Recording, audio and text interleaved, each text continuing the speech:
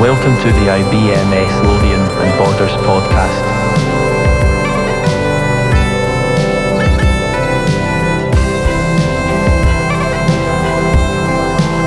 Is there enough bagpipe in that? Hello, my name is Mike Gray and I'd like to welcome you to the IBMS Lothian and Borders branch podcast. What's all this about, you might ask? Well, for those of you listening who don't know, the Institute of Biomedical Science, which is the professional body for biomedical scientists in the UK, has branches in all corners of the country, and in the southeast of Scotland, where Edinburgh and the Borders sit, we have a branch. So this podcast was an idea from the branch committee to look at, in the first instance, at career stories of biomedical scientists. Why career stories? There is a lot of information out there on how to get into biomedical science, and there are some podcasts that focus on scientific topics. But from a people perspective, we often get very useful talks from senior individuals in the profession.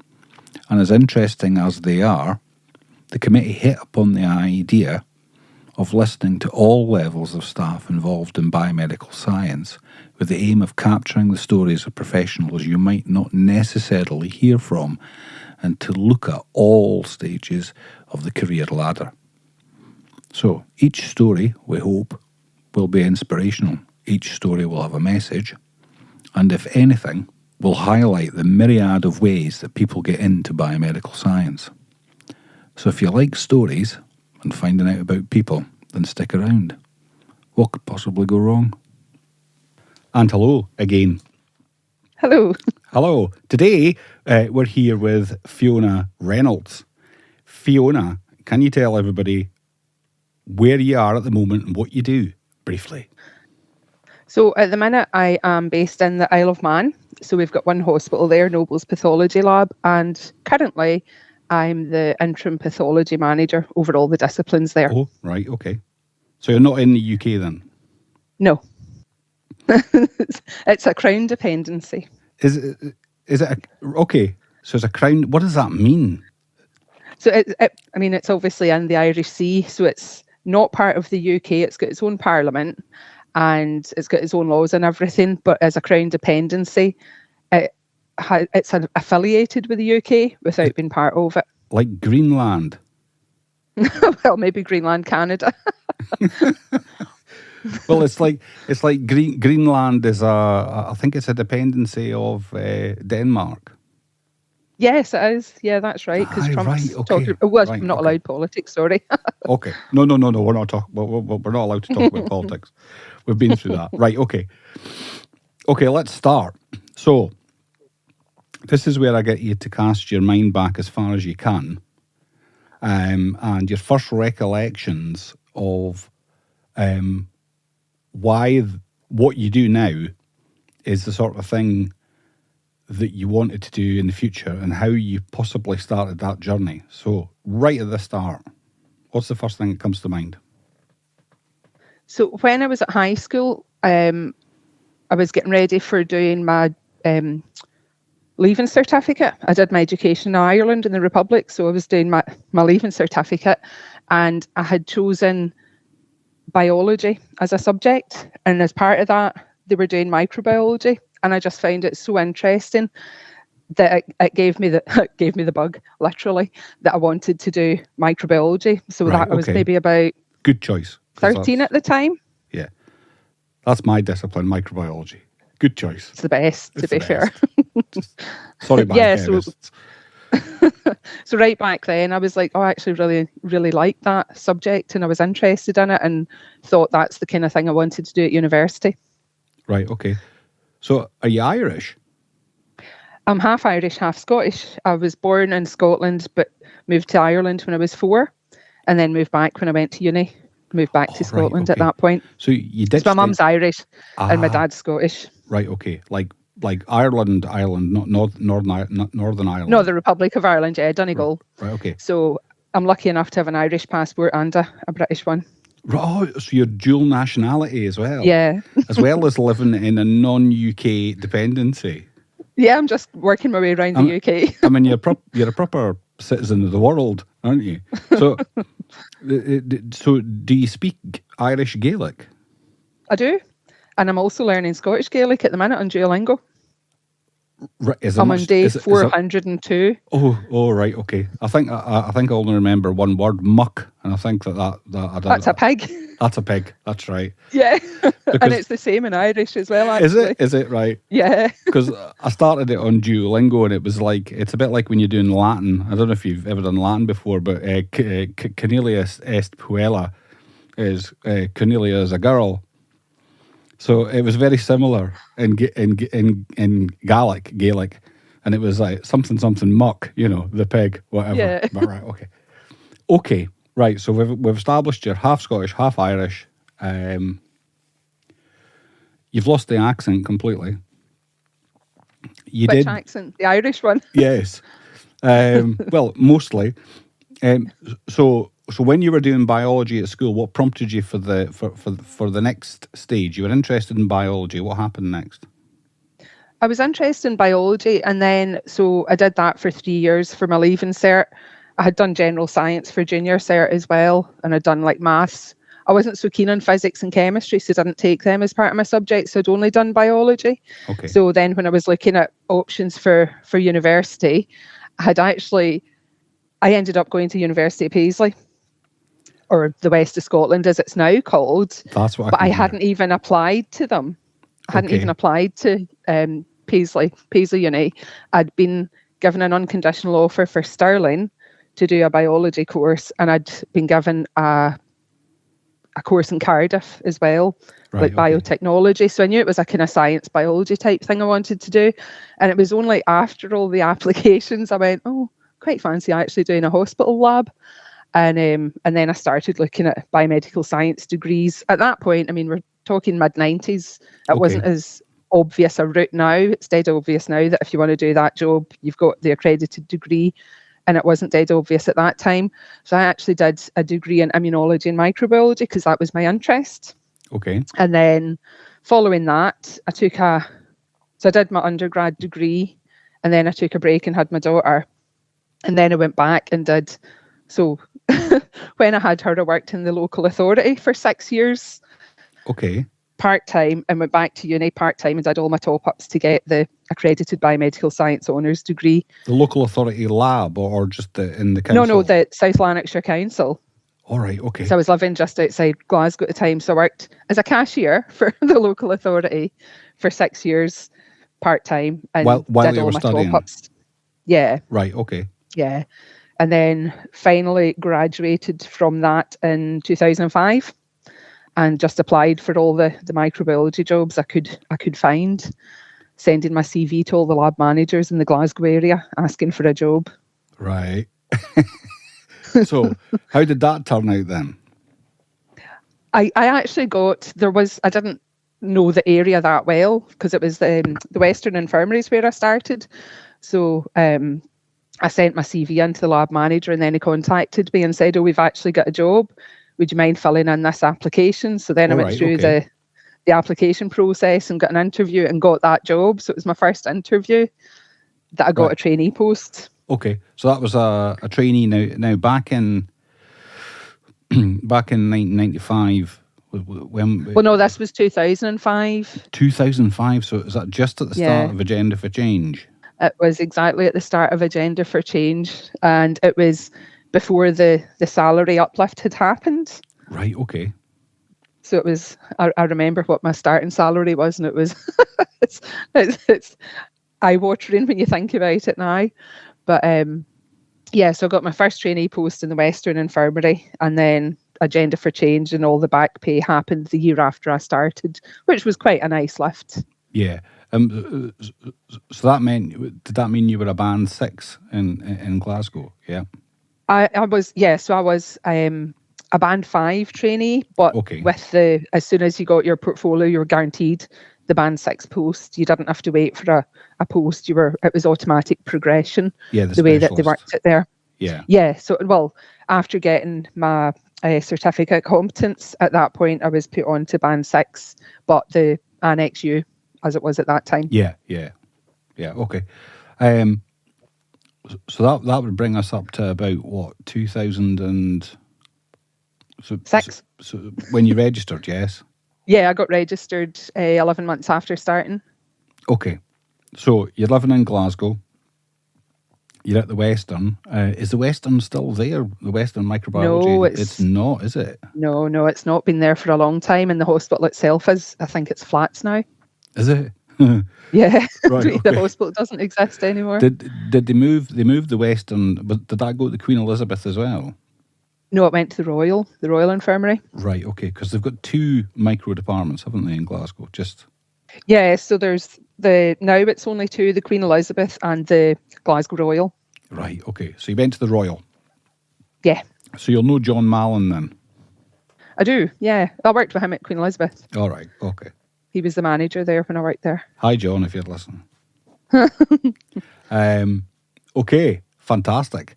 So, and of course, you would have. Did you have like microbiology on call or shifts or Yeah, things like so that?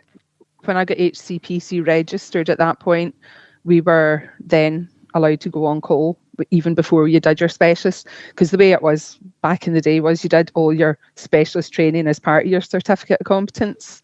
So it wasn't like you did that, because it wasn't like the integrated degree. It wasn't just you were Right, just doing okay. your specialist training while you were getting your certificate of competence underway. So by the time you were HCPC registered, you were pretty much ready to hit the ground. Right. So at that point, could go on call. Right. Okay. So then you're sitting there as a effectively career grade biomedical scientist in Glasgow. But there's a lot of water under the bridge here, because now you're sitting in the middle of the Irish Sea. So the next stage was what? You're sitting there thinking, I need to maybe push myself a little. And what happened? Yes. Well, I did my specialist when I was still at the Western, and then we merged with the Royal. So by the time we merged with the Royal, I was then a fully fledged specialist BMS microbiology. But there were so many of us on the same, like we were all on the same level. And I was like, there's, if promotions come up and stuff, I need something else to stand out. I had already done my master's while I had done my specialist. So then I embarked on the higher specialist diploma in med micro. Right, okay. Well, you're a glutton for punishment. Yeah. So yeah, I done the higher specialist after that. And meanwhile, then moved to the Southern General. Oh, the Southern. Which is now the Queen Elizabeth, yeah. So it was the old Southern right. General. Yeah. And I was there for a wee while, and then a promoted post came up in Lanarkshire, because by then I'd finished my higher specialist diploma. So then I went to Lanarkshire, NHS Lanarkshire, and worked in Herr Myers first, and then Wishaw after that. I was going to say, which of the 3 did you go to? Yeah, so Herr Myers and Wishaw, I worked in both. Right, okay. Because I think, have they got, they've divided their microbiology between the 2, or have they still got 3? They've still got Monklands as well. Monklands as well, okay. Monklands, Herr Myers, and Wishaw. Okay. Did that allow you to live in the same place? Because yeah, I was Rutherglen, just outside Glasgow, so it was quite nice. It was kind of in between Lanarkshire and like Queen Elizabeth. Oh, that's cool. Not too big of a drive in the morning then. No, it wasn't too bad. It wasn't too bad at all. Then following that, so when I started as a trainee, I had my heart set and been training manager, because I had such a good relationship with my training manager. He's retired now, Stuart Kerr. I don't know if you know him, but I had always joked with him that I'd have his job one day. And then the training manager job at Queen Elizabeth came up, so I applied for it and I got that. Right. So I was training manager in microbiology lab at Queen Elizabeth. But that was quite short-lived, because the lab manager then moved on to another job, and my lovely colleagues talked me into applying for that, because I'd done I'd done my certificate of expert practice and training at that point, thinking long term I was going to be the training manager, but my colleagues talked me into applying for the lab manager job, and I got it. So I was like, right, okay. That was that. But even after that, I still had a keen interest in training, and I am still a verifier for the IBMS, and I'm a specialist examiner for MedMicro still as well. So I've been doing that for a long time and continue to do that. I mean, because I still have a keen interest in all the education side of things, even though I didn't spend long in that actual role. I do sit in the Scottish Training Forum as well. So right, okay. Which is a big thing in Scotland for those of you who are listening, where IBMS colleagues come together. Well, not just IBMS colleagues, but biomedical scientist colleagues come together to do and share a lot of training stuff. I was laughing before when you said somebody talked you into doing the job, and oh god, Yeah. and then I got it, because I think all of the jobs I've got are ones that I didn't really want. Yeah, I know that feeling now as well. Right. Okay. So at this stage, so that brings us up to roughly when timeline. So you're lab manager now at Queen Elizabeth. So that would have been 2013. Oh, right. Okay. Yeah, 2013, 2014. And then I wanted a wee change. Okay. From the big city, the big smoke. So I was looking at options elsewhere, and a job came up at Dr. Gray's up in Elgin. So that's a change and a half. Yeah, so from Queen Elizabeth, so I was in Queen Elizabeth lab manager for about 5.5 years. Right. And then I fancied a wee change, so I applied for the job at Dr. Gray's. Before we get on to that, that's quite a large group of staff at Queen Elizabeth you were looking after, yeah? At that point, there was 96 staff. So yeah, it was a busy time, and that was why I fancied a change. It's full on. You'd had enough of people. Pretty much, yeah. Right, okay. So Dr. Gray's come up, and Dr. Gray's, for those of you listening, is up the other end of Scotland from Glasgow, pointing out towards Norway, but not quite in the sea. It's not far from Lossiemouth. It's on the sticky out bit in the map. That's the way I describe it. It's on the sticky out bit in the map. It's on the sticky out bit, right, okay. So you went there so you've been... so that was lab manager as well. So that was multidisciplinary lab manager. Oh, right. But they didn't actually there wasn't microbiology there. It was blood sciences and transfusion. But from the time I applied for the job to the time I worked my notice period, COVID had kicked off. Of course.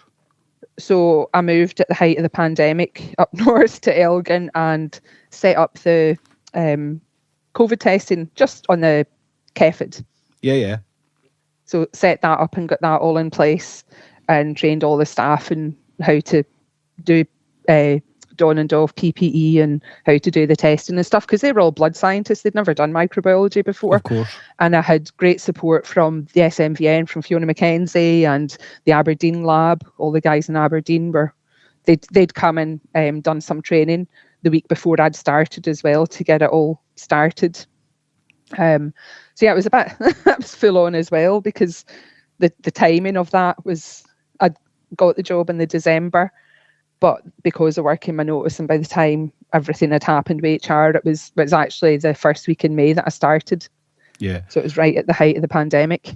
How did you find the transition from one discipline, microbiology, my team is 95 strong, to trying to get a haematologist to put their coat on in the middle of the night?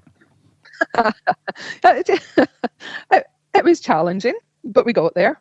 There was no social distancing or anything in place. It was teaching people how to do basic things that, as microbiologists, we would do as normal practice. It was trying to teach other scientists how to do those things, and they were all really good. And everyone was brought up to speed, and we provided a service. The majority of the testing did go to Aberdeen, because that was our associate sister site. But we did all the urgent stuff on site. And it was one of those where you're kind of flying by the seat of your pants and getting on with it and winging it a bit. Yeah. Because it was new for everyone. But we had twice weekly meetings with the SMVN, so that was really good, because I then built up networks with like the guys in Shetland and Orkney and Western Isles, and we ended up having meetings ourselves to discuss other issues because we're in similar circumstance. The small labs club. Yeah, the Highlands and Islands. Yeah, we know some of the colleagues up there. They're great. So you're now a multidisciplinary manager who's sitting in the middle of the pandemic. Yeah. You won't be doing a huge amount of microbiology or microbiology No. training or anything like that now. So, but you've fancied a change, and it's nice and rural. So tell me what the next. I can't even guess what the next move is. You're going to have to tell me. Again, it was one of those where I was like, yeah, this people management thing's not really for me. And I decided then to go for a completely different role. But because I had that multidiscipline experience from there, I applied for the pathology quality manager role at Nobles in the Isle of Man, because they'd never had a quality manager overseeing everything. Right. But when we say pathology, just before we get everybody in Scotland confused that's listening. Yeah, they mean pathology in the sense of English pathology, which is everything: hematology, chemistry, biochemistry, microbiology. What we would call multidisciplinary quality manager. Yeah. Now, here, you Scottish colleagues, you see, we call laboratories laboratory medicine in Scotland, and in England they call laboratories pathology in Scotland, whereas in Scotland we would view pathology as histopathology in Scotland. So everybody gets confused. And yeah, I've been now indoctrinated into calling it pathology, but yeah, pathology to me is cell path or histopath. Absolutely. And I know that because I was in England for 10 years. So when I got down there and folks started talking about the pathology department, I didn't understand why they had chemistry and hematology analyzers in it. But yeah. Yeah. Okay. So that's a huge move. I mean, I've seen the brochures, and I must admit I've been tempted. I've had a look because it looks great. It is an awesome place to live. But how did you come to that decision? Well, so someone I'd known for a long time was the name on the advert that I saw, and I thought, I'm going to give him a shout and have a chat with him. Charlie Houston. I'm sure probably everyone that'll listen to this will know Charlie. So I gave him a phone and I had a chat with him about it. And then I spoke to the lab manager at the time as well and had a chat with him. And there was a great relocation package. And I thought, it's a no-brainer. If I go and I like it, great. And if I don't, can always go for someone else at another stage. So I went in a wing and a prayer, because at that point, there were still COVID restrictions in Scotland. We weren't allowed to just travel. Right. So I did my interview. In the middle of the pandemic you went? It was towards the end. Towards it was the like, end, but 22 It was maybe. like June 21. Oh, sorry. Right, it was like coming out, kind of, suppose, wasn't really towards the end, but it felt like we were getting somewhere with it at that point. So that was like June 21. I had my interview and I did it by Teams because I wasn't able to travel and go for the interview, and then moved in the October 21 here. So this, of course, is your opportunity to flog this to somebody sitting on the train going between Glasgow and Edinburgh who's picked up this podcast, and they want to know what working and living in the Isle of Man's like. I absolutely love living in the Isle of Man. The people here are lovely. You'll never meet such friendly people. Having grown up in Ireland, to me, it reminds me of Donegal, where I grew up. It's obviously quite rural, although it's an island and it's a population of 85,000. I still feel it's quite rural. Okay. It's quite a small community, and everyone, well, I suppose it depends what you want. If you want that kind of slower pace of life, they have a saying here, and it's in Manx, it's Tré de l'Ur, and it means there's time enough. That is just they're very laid back, the attitude's very chill, and it's just a nice atmosphere to work in. But infuriating if you need to get anything done at the same time. Okay. But yeah, I would say it's a great place to work. It's a great place to live.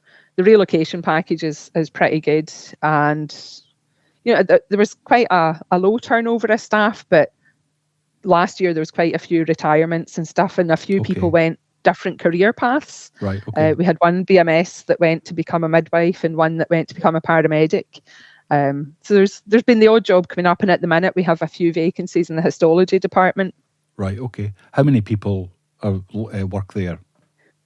There's a whole-time equivalent of 52. God, that's quite a lot. So we have all the disciplines. So there's a fully kitted out chemistry lab. It's got 2 of everything because we're an island. We've got full contingency. We've got histopathology lab. We've got there's microbiology, immunology, blood transfusion, and blood donors. We get our own product and produce our own product, and hematology, and then mortuary and bereavement services. You produce your own blood transfusion products? Yeah. So we've got donor service. They take the donations on island and then process it up at the lab. We send the NAT testing to the UK for confirmation that it's safe, but they produce, it's just the red cells. We have to buy in FFP and platelets because the amount of production that would be involved in that isn't worth it for the number of units we get. So that's quite a big lab for the population. Yeah. It's the only hospital lab on the island. Right. Okay. What was the population again? Is it? It's about 85,000. It's about the same population as Murray in Scotland. Wow. Well, that's during normal time, but during TT fortnight, it goes up to about 130,000. Of course. So is that when it's bumper season for the blood transfusionists? I expect. Yeah, it is, unfortunately. Yeah. Oh dear. Right. Okay. Wow. That fortnight we actually double up on the on-call so that there's 2 people. Right. Okay. So you said you were acting pathology manager at the moment. Yes. Okay. So this is a very long drawn out time that I've had in the Isle of Man. So I started as a pathology quality manager, so multidisciplinary quality manager. Then the long-term microbiology lab manager left in December to become a police officer, and I took over from her in the role as microbiology lab manager. Is this an Isle of Man thing where people just suddenly decide, I'm going to be a I want midwife? a different job? Yeah, pretty much. Right, okay, sorry. Like fancy a wee change. Okay, so... so she went and she actually became a police officer with Isle of Man Constabulary. And at that point, I took over from her as microbiology lab manager. Yep. So I was finding my feet with that. And then our lab manager, the overall lab manager, retired in March. His replacement was there for a couple of months and then left. Okay. And I took over that as an interim post. Right, okay. So yeah, it's been one of those where at one point I was doing 3 jobs. Now I'm down to 1, thankfully. I've got someone acting into the microbiology lab manager post at the minute as well. So we'll see how that all pans out, and you can update us. We'll come back and do the return when you've moved to Antigua or something. Well, no, I don't know where I'm going. Maybe I don't know. Quite fancy something like that. But no, I'm actually moving back to Glasgow in March. I've put my notice in here in October to move back in March. Yeah. What, the story doesn't finish? I thought... No, the story doesn't finish in the Isle of Man. All right, okay. And is that just I don't know? Your reasons may be varied for doing that, but is it back to people? Yeah, it's nothing to do with the people or the job here. I love it here. It's just family, personal stuff that I'm moving back to be closer to family. So, I mean, I wouldn't have chosen to do that. So I love it here. Where are you going next? I haven't got a job lined up at the minute. Okay. Do you need a job? Just asking. I do actually, yeah. I just haven't got one yet. All right. I was waiting to the new year to start actively looking because I'm not moving back to the end of March. So I've got time to look. Well, you've heard it here first, folks. If anyone wants to give me a job, feel free. Depending on when this goes out, because we put them out in the first of the month, so and we've got some lined up. So this might go up, this might go out, and your destiny may have been designed by yourself, and you might be listening back to yourself and think, "Oh well, I wish." Right? Okay. Wow. What What a I get about a bit, complex. don't I? Yeah. That's what you wanted to say. No. Well, a wee bit, but what a fascinating story and great insight to the Isle of Man. I mean, I think looking back on all of that, what's the biggest thing you think you've learned about yourself? I think, well, obviously I'm quite adaptable to change and I don't mind a challenge. Clearly. I think we'll give you that one, yes. I think I'm up for anything really. I'm up for trying any kind of, like, I think I'm quite happy now that I've got to the point in my career where I'm a chartered scientist and I've got to the highest point of my discipline and my profession that I can get to. So I'm quite happy to look at other options and maybe not necessarily stay within labs. I don't know what I'm going to do is the honest answer, because I know I'm moving. I don't have a job. I might just work in a bar for a while, All right, okay. I mean, decide what I want to do. With your adaptability levels and your skill set, I mean, I'm sure you could move into general NHS management if you wanted. Yeah, I suppose, yeah. Maybe something to consider. I've actually looked maybe down the route, because obviously I've been the quality side of things as UCAS assessor, because that's like freelance, you can do it in your own time. Of course. So I have looked at that as well, because that gives me the flexibility around family commitments to be able to work within the same disciplines that I'm used to. But we'll leave this episode open-ended at the end, right? Watch this space. Exactly. Watch that space, and then we can open it like a Christmas present in a couple of months' time and go, ta-da! That's that. What advice would you give anybody who wanted to start a similar journey? I started, and ultimately what I wanted to do when I started was be training manager, because that was where my interest lay. I wanted to be training manager in microbiology. And then I did that. But then as you develop in your career, you go, I could do this. I could, having that, being open to things happening and just taking the opportunities as and when they come up and not being scared to do it. It's like feel the fear and do it anyway. Absolutely. I mean, one of the things that's notable is you've moved a lot. And sometimes that can be hard for people depending on their circumstances or whatever, but in your case, it's certainly benefited. I mean, you've got a CV that people would die to employ, quite frankly. Oh, thank you. No, it's really, really, really impressive. But it's not as impressive. I was lucky enough that because I had my daughter young, I had that break in university. So my daughter's now 25, and she's actually a microbiologist as well, but not in the NHS. She's in a private company. How dare she? Does she need a job? No, she's got a good job in Inverness. Right, okay. But all that's really, really impressive, but it's not as impressive as the fact that I know you are a pointless champion. Yes, I've got a pointless trophy. Didn't win the money, but I won the trophy, me and my sister. So you come from a family of quizzers, and yes. Tell me again, what have they all been on? Because I'm going to have to go back and have a look through the internet to see if I can find some of this. So the same year that me and my sister were on Pointless, my wee cousin was on Countdown, and he got to the final of Countdown. And another wee cousin was on it was like a kids quiz show called Brain Jitsu. Mm-hmm. So 3 of us in the family that same year, and one of my other cousins, he put together a DVD of everyone's episodes. So it's there somewhere. I'll find it when I move, probably. But you see, if you ever get together for Christmas, it must be a nightmare. It's like, shall we get the Trivial Pursuit out? There's got to be some fighting going there. Wow. Yeah. That's amazing. Anyway, that's a whistle-stop tour through your journey. Mm-hmm. I think we do need to leave the Easter egg to mature, and we'll probably come back. Why don't we revisit you in a year's time or so and say, see where I'm at then? Oh, you never know where I'll be then. See whether you've managed to accumulate another 3 or 4 places, and you can tell us about that. What a fantastic... Well, I'm going to, now that I'm taking a break, I follow Scotland, so I'm Tartan Army. So... Oh, right, okay. Yeah, so I'm going to get back into that now that I'll be living in Scotland. It'll be easier to travel from there than trying to get off a rock in the middle of the Irish Sea. Right, okay. No, that sounds...